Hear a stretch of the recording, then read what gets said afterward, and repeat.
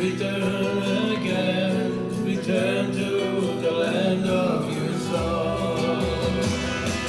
Return again, return again, return to the land of your soul. Return again, return again, return to the land of your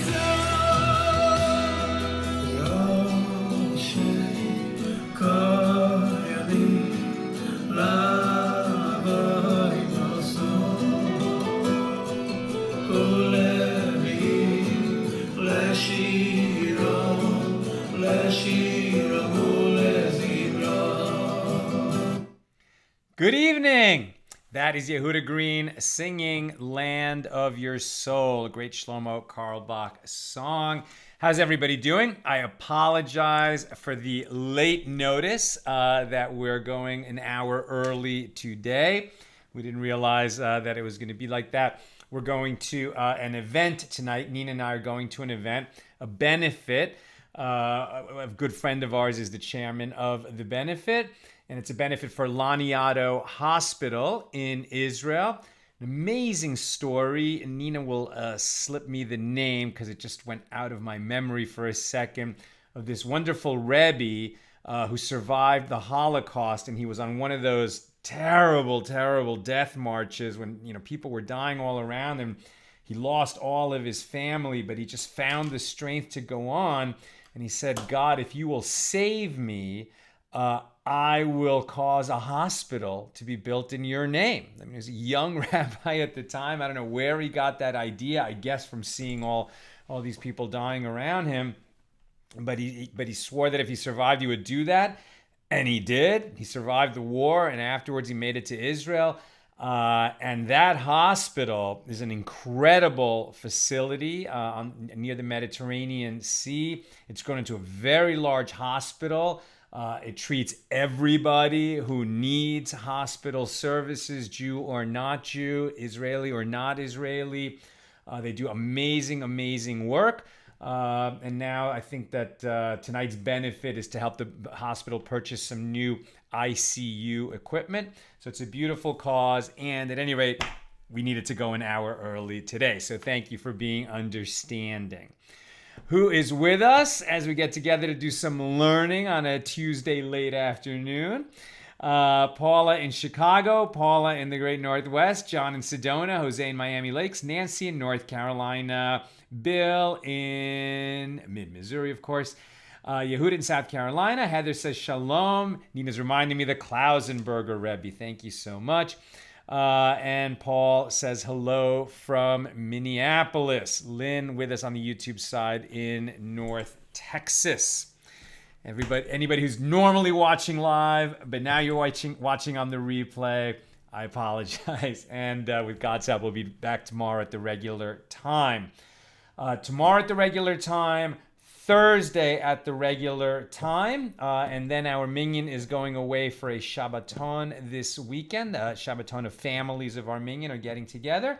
So we're going to be driving out of LA Thursday night. We might have left earlier, but we're going to do the show and then head out Thursday evening. And so there will not be AT Daily on Friday and on Saturday. And we should be back Sunday. Reliably, we should be back on Sunday with God's help. But the plan is we'll miss the Friday and Saturday this week, and then we'll do a triple daf on Sunday. Okay. Where are we holding? We're in Tractate Tainus, the 10th volume of the Talmud. These are the laws of public fasts as they were decreed in ancient Israel. Often, always in response to some kind of negative circumstance, often because of drought. And so we begin this chapter by establishing, well, when is the rainy season in the Holy Land? When do we start praying to God that the rain will come? When do we mention that God is the one who brings the rain, which is different, as we'll see, from requesting that God give us rain. Mentioning that he is the rain giver and requesting that he give us rain is similar, but not exactly the same. And we begin adding that to the Amidah, to the thrice daily standing prayer on the 8th day of Sukkot, on Shmini Atzeret, in the Musaf Amida, the additional prayer of the morning service. And that's when we start adding to that prayer that God is the one who causes the wind to blow and the rain to fall. But there we're just mentioning that God does that. When we actually ask God to bless us with rain, we actually add that a little bit later. That's the one that happens on December 5th. It's tied to the winter solstice. But in Israel, that happens at a different date, as we shall see. So we pick this up right at the top of the A side of page 4 here in Tractate Tainus.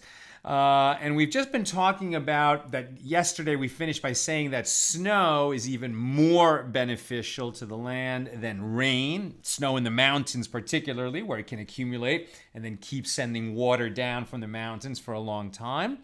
And then we were just discussing the idea of a drizzle, and that a drizzle can often be better for the crops than a hard rain. Makes sense, could wash away the soil, but a drizzle just gently goes down and penetrates. And then we're given the metaphor of a Torah scholar who blossoms underneath the water of Torah that he receives from a great teacher. And incidentally, the Gemara relates that which Rava said. This Torah scholar, now we're just talking about the Torah scholar who's, sort of given Torah by his teacher, is sort of watered by his teacher, and he's able to sprout. Sometimes that seed is deep under the ground, but he receives that nourishment and is able to sprout and keep sprouting. Right? The Torah that his teacher gives him is able to sort of keep reaping dividends as the Torah scholar comes into his own. He starts to teach, he starts to share Torah. But now Rava says, this Torah scholar who grows angry. So it's a different teaching related in that Rava is talking about a Torah scholar, but it's a new teaching. And Rava says, this Torah scholar who grows angry, it can be presumed that it is his Torah study that angers him. It's like, what? Right? So what he's saying here, it seems, is that a Torah scholar is somebody who should not become angry, should be a master of his emotions. So if he's a genuine Torah scholar and he does become angry, he must have a Torah reason for becoming angry. Therefore, he must be given the benefit of the doubt, as it is stated, Jeremiah 23:29, is not my word like fire, says the Lord. And similarly, Rav Ashi said, any Torah scholar who is not as hard as iron,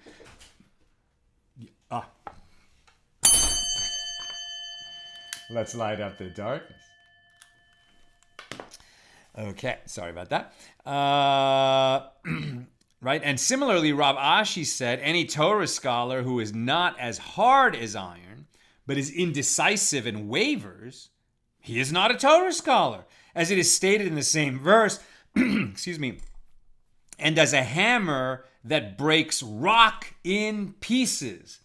Rabbi Abba said to Rav Ashi, you learned the proof for this idea from that verse there, and we learned it from here, as it is written in the Torah itself in Deuteronomy 8:9, a land whose stones, avenaha, are iron. Do not read this phrase as whose stones, avenaha. Rather, read it as whose builders, bonecha, almost the same word. Since Torah scholars build the land spiritually, and they are as tough as iron. Now, with regard to these statements praising the toughness of a Torah scholar, Ravina said, and even so, one is required to teach himself to act gently, as it is stated, and remove anger from your heart, and put away evil from your flesh. So there may be times when it is appropriate for a Torah scholar to be angry. Perhaps, he's sort of getting impassioned about the mistakes, the transgressions of a generation or of a community, and he's trying to communicate how important it is that people make a teshuvah, that they should make an atonement. But in terms of rebuking people, anger is rarely going to be the best form of communication. Says Rav Steinsaltz, many commentaries are puzzled by these statements as they apparently praise anger, which is generally considered a very problematic trait. One explanation is based on a suggestion of some early commentaries that as the heart of a sage becomes bound up with the Torah and spiritual matters, he becomes highly sensitive to unseemly and sinful acts and is therefore more susceptible to anger because of his increased sensitivity. Consequently, this rage does not stem from wickedness, which is the default assumption. Rage stems from wickedness. But in the case of the Torah scholar, from extra sensitivity. Nevertheless, Ravina says that everyone, Torah scholars included, should train themselves to express rebuke appropriately in a pleasant manner. And the reason for this emotional training is that when one grows angry, even when it is justified and motivated by pure intention, and that's a big assumption right there, one's rage can damage one's own soul. As the Gemara states, when a scholar becomes angry, it causes his studies to be forgotten. Therefore, it is best to avoid this negative behavior. I sometimes get angry at the people around me when I'm really trying to focus on something. I'm trying to concentrate and, stuff comes up that needs fixing, needs attending to, and I become short-tempered in that situation. Not now. I can't deal with that now. And that's just a total, failure on my part. I think it's natural. I think we all do it. We become impatient in those situations. But, God willing, one day I will become refined enough that even when I'm so busy, and even so busy preparing for this class, for example, when I'm teaching Torah, to a large number of people, what could be more important, more useful, more holy than that? Nonetheless, if somebody comes and interrupts at that moment, maybe I don't have time. Maybe I need to say, excuse me, not now. But I have to train myself never to become impatient and express, my discomfort with anger, because it's the wrong choice. It may be human, but it's the wrong choice. Now, as a preamble to an upcoming statement we're going to encounter a little further down of Rabbi Berechia, the Gemara cites that which Rabbi Shmuel bar Nachmani said, that Rabbi Yonasan said. 3 people entreated God in an unreasonable manner, i.e. in situations where their requests might have received an unfavorable answer. To 2 of these requests, God responded reasonably. Meaning, I think the translation here is reasonably, but what they're saying is God responded favorably. Might not have been reasonable, but it was favorable to those 2 requests. And to one of these unreasonable requests, God responded not favorably, i.e., in a manner befitting the unreasonable request. Right? God, in other words, God gave a fitting answer to the unreasonable request, which was to not give a favorable answer. But twice people made unreasonable requests of God, and God responded favorably anyway. The Gemara clarifies each of these cases in turn. With regard to Eliezer, the servant of Abraham, he made a request when he prayed beside the well, as it is written, Genesis 24:14, that the maiden to whom I shall say, please let down your pitcher that I may drink, and she shall say, drink, and I will also give your camels to drink, that she be the one whom you have appointed for your servant Isaac. Right? Remember, Abraham sent Eliezer back to Haran, the place where he's from, to fetch a wife for his son Yitzhak. And Eliezer, wasn't sure exactly how he was going to do that, so he asked God to send him a sign. And he said, whichever maiden, I ask her to give me water. And she says, I will draw water for you and for your camels too. That will be a sign that this is the young woman I was supposed to come and find and bring back as a wife for Yitzhak. Was this a reasonable request? Eliezer entreated God unreasonably, as his request allowed for the possibility that the girl who gave this nice positive answer, she might be lame, she might be blind, she might have who knows what kind of other blemishes associated with her that would make her inappropriate as the wife of Yitzhak. Nevertheless, God responded to Eliezer reasonably, favorably, and the eminently suitable Rebecca, happened to come to him and give the answer that he was looking for. The second example, with regard to Saul, the son of Kish, who became the first king of Israel, King Saul, he made an offer when Goliath, the Philistine, challenged the Jews. As it is written, first book Samuel 17:25, Saul said, "And it shall be that the man who kills him," this giant warrior of the Philistines, "the king will enrich him with great riches and will give him his daughter," the king's daughter, to marry. Now, the man who killed Goliath might even have been a slave or a mamzer, one born from an incestuous or adulterous union, who would be unfit to marry the daughter of the king. Nevertheless, God responded to Saul favorably, reasonably, and David happened to come to him. By contrast, there is the case of Jephthah. The Gemara remarks, and this is what the prophet said to the Jewish people. Jeremiah 8:22. Oh, I'm sorry, I skipped it. By contrast, there is the case of Jephthah the Gileadite. Upon leaving for battle, he issued a statement, as it is written, like, God, if you will help me win this battle, then it shall be that whatever comes forth from the doors of my house to meet me, when I return in peace, victorious from battle, it shall be to the Lord, and I will bring it up for a burnt offering. A really stupid promise that Jephthah made, because what's going to come running from his door? You know, obviously it could be a human being, not just some animal. And in fact, I mean, it might have even been an impure, non-kosher animal, which could not be sacrificed. And he had committed himself to sacrifice whatever ran out of his house. Maybe his dog came out, but you can't sacrifice a dog. Only a kosher animal in a state of tahara can be sacrificed. And in this instance, God responded very unfavorably, unreasonably, as it were. And it was his daughter that happened to come out the door. And this foolish man felt that he had to honor the bargain and sacrifice the daughter. Regarding this incident, the Gemara remarks, and this is what the prophet said to the Jewish people in Jeremiah 8:22. Is there no balm in Gilead? Is there no physician here?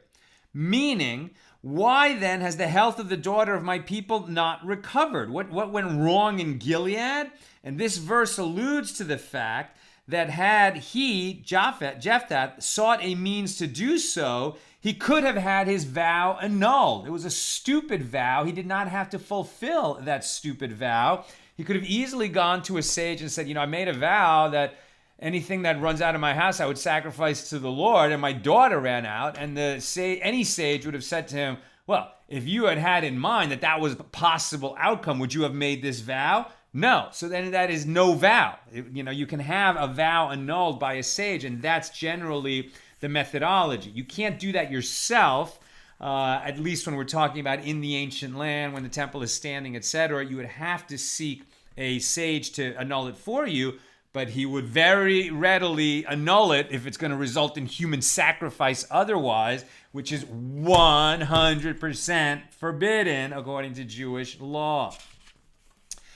And it is written with regard to human sacrifice, and they have also built the high places of the Baal, that's an idolatrous god of other peoples, to burn their sons in the fire for burnt offerings to Baal, which I did not command, and I did not speak, nor did it come into my heart. That's God speaking through his prophet Jeremiah, Jeremiah 19:5. Right, so what Jeremiah is saying in God, in the name of God, that God never commanded that humans be sacrificed, nor did he say it, nor did the idea ever even enter God's mind. So you might say, well, what about when he told Abraham to sacrifice Isaac? We'll get to that in a moment. And the Gemara interprets each phrase of this verse, which I did not command. This is referring to the son of Mishna, the king of Moab. King Mishna sacrificed his son, as it is stated, second book of Kings 3:27. Then he took his firstborn son, who would reign after him, and he offered him as a burnt offering. There was a king who offered the dauphin, the prince, as a human sacrifice. Crazy, but that was a Moabite king. And the second phrase of our verse, and I did not speak. This is referring to Jephthah, who sacrificed his daughter as an offering. God never told him to do that. Nor did it come into my heart. God never even had this thought that humans should sacrifice humans to God. And this is referring to Isaac, the son of Abraham. Although God commanded Abraham to bring Isaac up as an offering, there was never any intent in God's heart that Abraham should actually do so, because it was merely a test. And of course, Abraham was stopped before it ever came to that. And God knew that God would stop him. In light of the above statement, the Gemara returns to the issue of rain. And Rabbi Berechia said, the congregation of Israel also entreated God unreasonably, right? So the point that is being made here is that, well, in 3 cases where somebody made an unreasonable request of God, God nevertheless acted reasonably and, gave a favorable answer. But one of the 3, somebody made an unreasonable request, and, he was judged quite harshly because of it. Or was, his request was granted, much to his chagrin. Now, in light of that, Rabbi Berechia said that the congregation of Israel also entreated, right, supplicated to God in an unreasonable fashion. And yet, the Holy One, blessed be He, responded favorably, as it is stated, Hosea 6:3, and let us know, K-N-O-W, eagerly strive to know the Lord.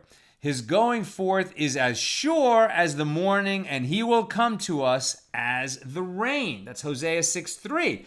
So saying that God will come and save us, and that is as sure as the rain, well, is the rain so sure? I mean, eventually it comes, right? So eventually rain comes, but the rain is not anything so reliable. So why are they saying, God is going to come to us for sure, like the rain? They compared the revelation of God to the rain. In response, the Holy One, blessed be He, said to the Jewish people, my daughter, right, calling the Jewish people His daughter, you request the manifestation of my presence by comparing me to a matter, rain, that is sometimes desired, but is sometimes undesired. We're talking here generally speaking like we pray for rain because we need rain, but sometimes you can get too much rain. One of those atmospheric rivers that comes across the Pacific Ocean, and then it's a deluge for days and days. So sometimes rain can be way too much. Just ask the people of New Orleans.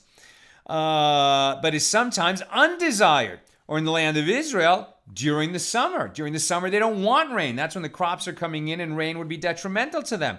However, I, meaning God, will be to you like a matter that is always desired. The dew is always desirable. The rain may sometimes not.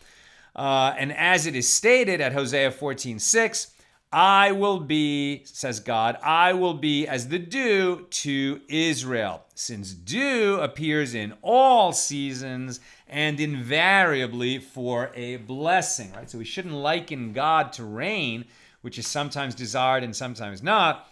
Rather, if you must use such a metaphor, liken God to the dew, which comes all the time, gently, and for a blessing.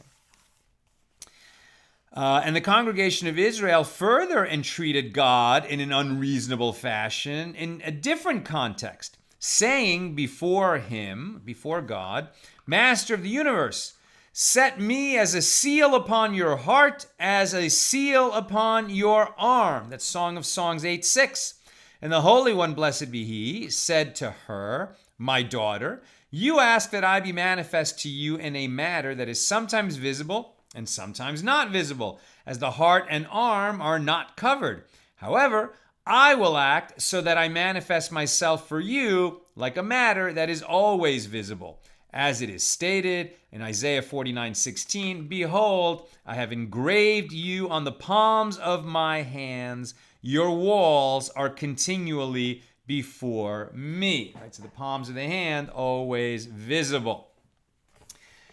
Is God always visible to us? I know. I mean, the whole purpose of this world was to create a place where God's presence is hidden so that we are free to draw our own conclusions.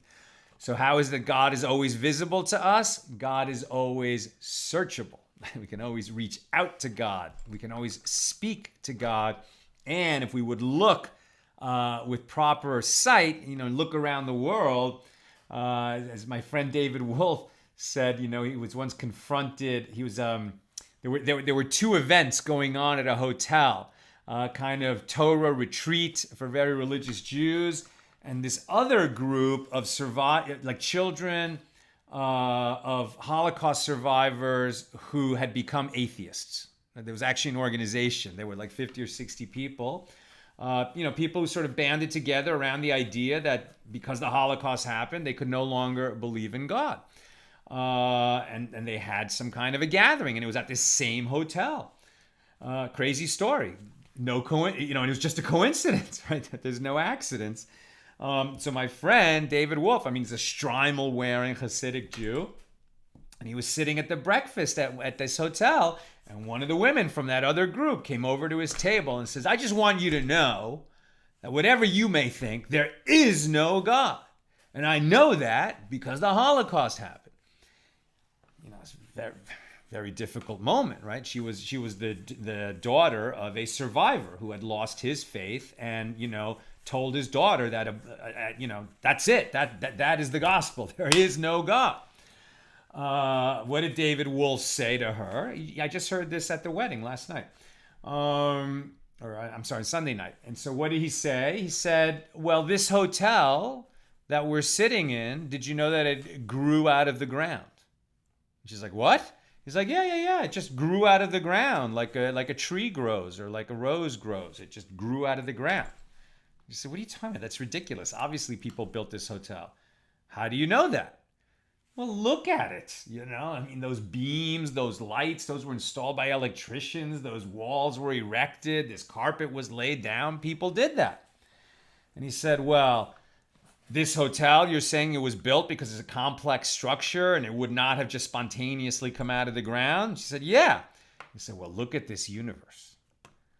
The billions of galaxies and billions of stars and the beauty and the nature and the trees and the rivers.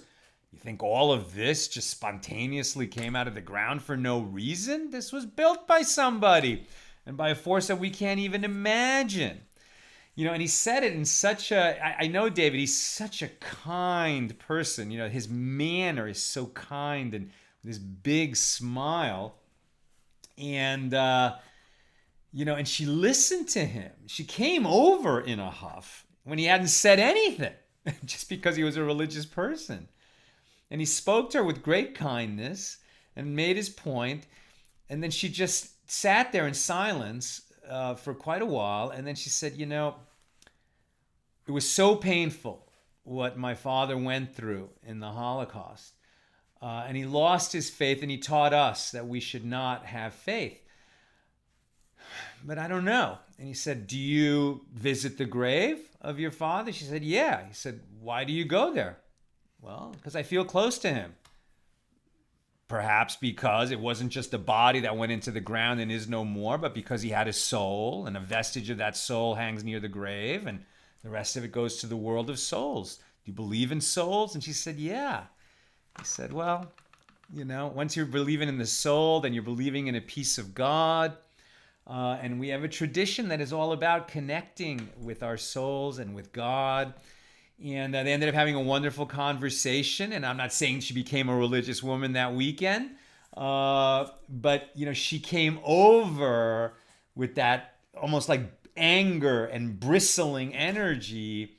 But that's because something in her had already stirred, right? She wasn't apathetic. She wasn't, indifferent to these issues. She had emotion already about it.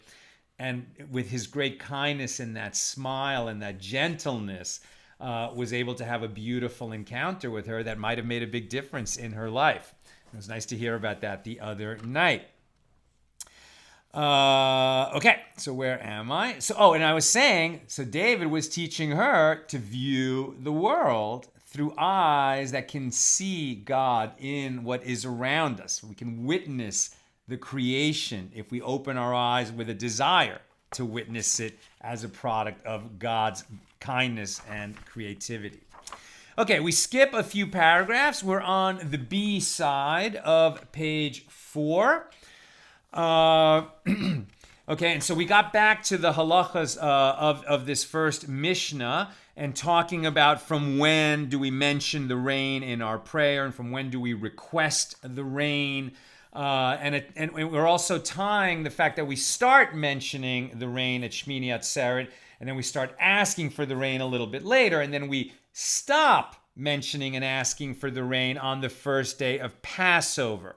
And so then the sages are kind of analyzing, comparing Sukkot to Passover in terms of when we start asking for the rain and when we finish asking for the rain in our daily prayer. Rabbah said, what is the meaning of the phrase until Passover passed, right? Because we mentioned the rain until, we mentioned the rain in the Amidah, morning, afternoon, and evening, until we reach Passover, specifically until Passover has passed. So what does that mean? One explanation has already been that, on the morning Amidah, on the day of Passover begins at night, the first Seder, and then the next morning, in the morning Amidah, we mention Moshiv HaRuach u'Morida Geshem, the one who caused the wind to blow and the rain to fall, in the morning Amidah. Then we have the Torah service, and then in the Musaf Amidah, we no longer add that phrase. We go to the summer, which either means not mentioning it at all or replacing with the phrase Morid Hatal, who brings the dew. So Rabbah said, what is the meaning of the phrase until Passover has passed? It means until after the time for the slaughter of the Paschal lamb has passed. That's on the afternoon before Passover night, the afternoon of the 14th of Nisan, i.e. until the beginning of Passover. And according to this opinion, the practice at the beginning of the time of praying for rain is like that of the end. Just as at the beginning of the rainy season, one mentions rain, although one does not request it, so too at the end, on the first day of Passover, one mentions rain, although one does not request it. The request for rain ends on the eve of Passover, while the mention of rain continues until the morning service the following day. And here they're distinguishing that in the second blessing of the Amidah, we say we praise God who causes the wind to blow and the rain to fall, or in the summer who brings the dew, in the Hasidic and Sephardic communities. But it is in the ninth blessing, there we mention the rain or we mention the dew. In the ninth blessing of the Amidah, where we bless God for blessing the years, that's where we request that he bless us with rain, right? The 18 blessings, all the middle part that we don't say on Shabbos and festivals, those are the supplications. The first three we say every day and on Shabbos because those are praise. But the middle blessings are all supplications, asking God to give us or to continue to give us. So it's in the ninth blessing that we actually request rain. Abaye said to Rabbah, granted, at the beginning of the rainy season, one mentions the rain before requesting it, as mentioning rain is also an appeasement to God in advance of the forthcoming request. Right? We mention that God brings the rain in the second blessing, and then we ask for the rain in the ninth blessing. However, at the end of the rainy season, when we reach Passover, what appeasement toward a request is there that would necessitate the mention of rain after one has ceased requesting it? And the Gemara again concludes, rather, it is clear, as Ula explained above. Rabbi Asi said that Rabbi Yochanan said, the law is in accordance with the opinion of Rabbi Yehuda. Right? So, from when does one begin to request rain? We're going to come back to it. Rabbi Asi said that Rabbi Yochanan said, the law is in accordance with the opinion of Rabbi Yehuda. Rabbi Zera said to Rabbi Asi, and did Rabbi Yochanan actually say that? But didn't we learn in a Mishnah, we're going to come to it on page 6, on the 3rd of Mar Cheshvan, that's Cheshvan, last month, right now we're in Kislev, so the previous month was Cheshvan, and that's the month between Tishrei and Kislev, the month after the month of the holidays. On the 3rd of Mar Cheshvan, one starts to request rain. That's in Israel, right? Outside of Israel, we start to request the rain on the 5th of December. And Rabban Gamliel says one starts on the 7th of Cheshvan. And with regard to this Mishnah, Rabbi Eliezer, Rabbi Yochanan's preeminent student, said the law is in accordance with the opinion of Rabban Gamliel, that we asked for it from the 7th of Mar Cheshvan in the land of Israel. And Rabbi Asi said to Rabbi Zera, are you raising a contradiction from the statement of one man against the statement of another man? Although Rabbi Eliezer was Rabbi Yochanan's student, their opinions need not be consistent with one another. They can disagree. If you wish, say instead that this is not difficult, as Rabbi Elazar's ruling here is referring to the request of rain, which begins on the 7th of Heshvan, whereas Rabbi Yochanan's ruling there is referring to the mention of rain, which begins on Shmini Atzeret. And the Gemara asks, but didn't Rabbi Yochanan say at the same time when one requests rain, one mentions it? And the Gemara answers that ruling was stated only with regard to ending the request and mention of rain. Although Rabbi Yochanan maintains that one stops requesting and mentioning rain on the same date, Passover, he does not hold that one begins to do both at the same time. We start mentioning on Shmini Atzeret, we start requesting later. And the Gemara objects, but didn't Rabbi Yochanan explicitly say when one begins to mention rain, one begins to request it, and when one ceases to request rain, one ceases to mention it? And this clearly indicates that in his opinion, there is no discrepancy between the dates when one begins reciting the two formulations. And the Gemara answers, rather, it is not difficult. This statement, where Rabbi Yochanan ruled in accordance with the opinion of Rabban Gamliel, is for us who live in Babylonia and start to pray for rain later. Whereas that statement of the Mishnah is for them, the residents of the land of Israel. And the Gemara asks, what is different with regard to us in Babylonia, that we do not request rain immediately after Sukkot? And the reason is that we still have fruit in the field. Therefore, we do not want rain to fall. However, they, the inhabitants of Eretz Yisrael, the land of Israel, also have pilgrims who need to travel for a significant time to reach their homes after the festival, and they do not want it to rain on them. The Gemara answers, when Rabbi Yochanan said this ruling in the Mishnah, he was referring to the period when the temple is not standing. Therefore, in the land of Israel, one can immediately request rain because no pilgrims are in town since there's no temple anymore.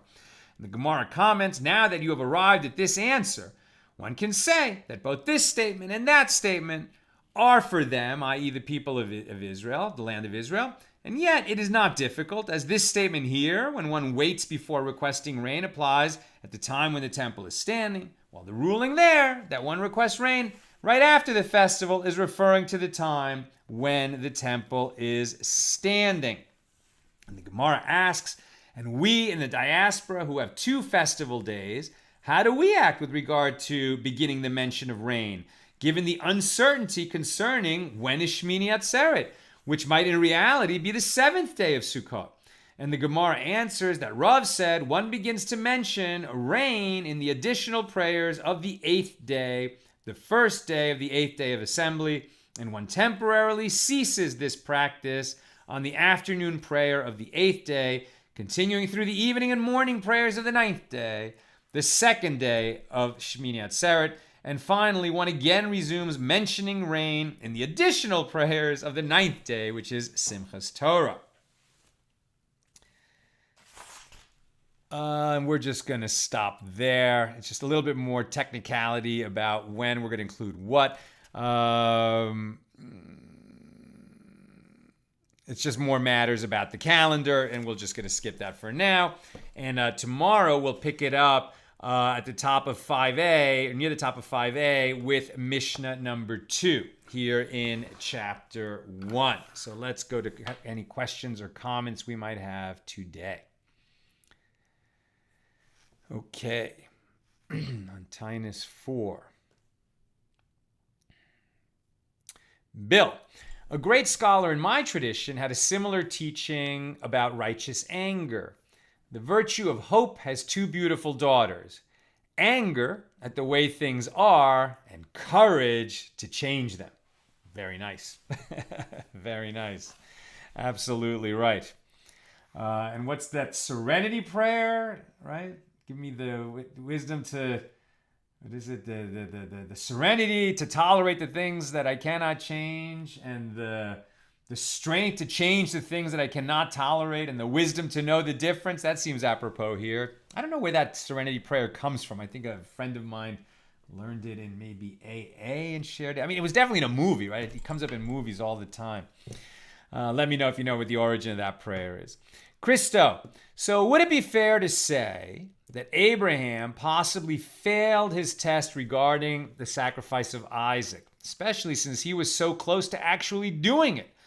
I doubt I would ever fathom intentionally harming anyone at all, especially someone I love.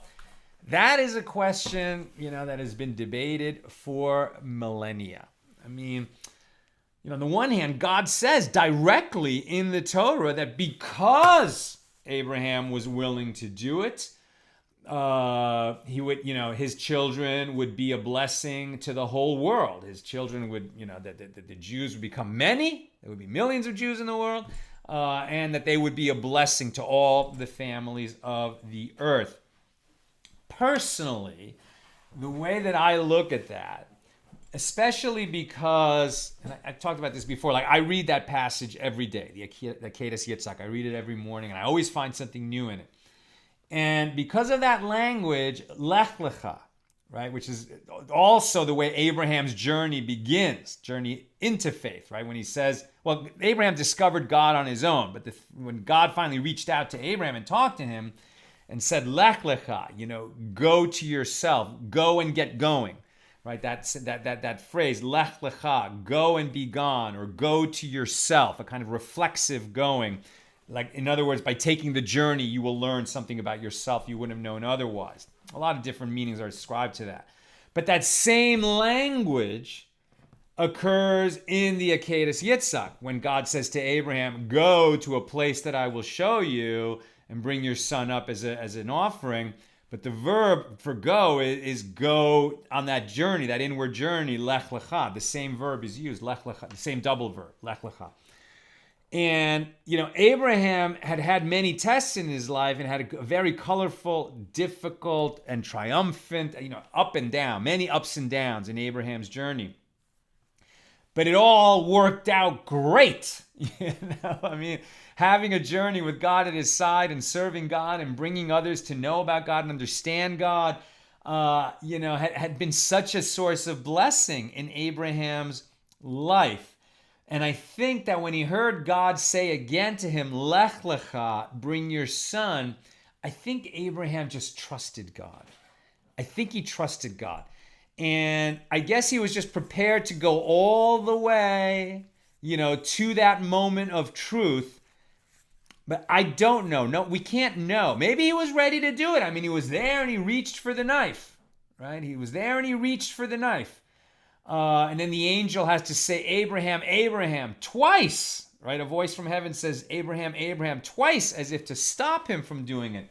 But I like to think that he just trusted God, and he knew that it was going to be okay, and that God had a reason for asking, and that God wouldn't ask something evil, something cruel, something like child sacrifice, which I think God had already made clear he hated. So for some reason, God was testing Abraham, and Abraham passed that test. But maybe the manner of passing the test wasn't so much that he was willing to kill Isaac, as it was that he trusted God that he could go on that journey and he would never have to commit such a deed. Maybe that's what was really going on there, that he had that trust, that emunah b'tachon in the Almighty. That's how I see it. Thomas, I pray by prostrating to God with my head on the ground and also by putting my hands together and praying to God. Prayers should not be something structured in difficulty, or there should not be just one way to pray to God. The style of prayer is not important to me. The importance is following the laws in Judaism. I converted to Judaism. Thank you for sharing that, Thomas. I think it's very important to what Thomas is saying, that, on the one hand, the prayer book is a script for prayer. And sometimes when the words don't come or don't come easily, it's great to have that script. And there's so much depth in those prayers, in that liturgy. There's always something new to be learned from them. And so it's always the prayers in the prayer book are a wonderful springboard to prayer. But no, I don't think that it should, it should just be a recitation of what's in the book, get through it and go on. You hope that at least once in every prayer session, you come to at least one moment that is authentic, that is real, that is really just between you and God, that pierces you. And sometimes, the only place to go in such a moment is on your knees, right? Lincoln said that, that I often, have fallen on my knees to pray when I had nowhere else to go. Something like that. I'm definitely paraphrasing. But yeah, I think you always want at least one moment to be real. You want at least one, and we read that in Tractate Brachos, that every prayer has to be accompanied by something authentic to yourself and in your own words, right? So, okay, sometimes the reality of life is, we want to make sure we don't miss praying and we don't have a lot of time and we just get through it. Sometimes we miss a prayer, and we read that you can make up one of those prayers at the next time that you pray, okay?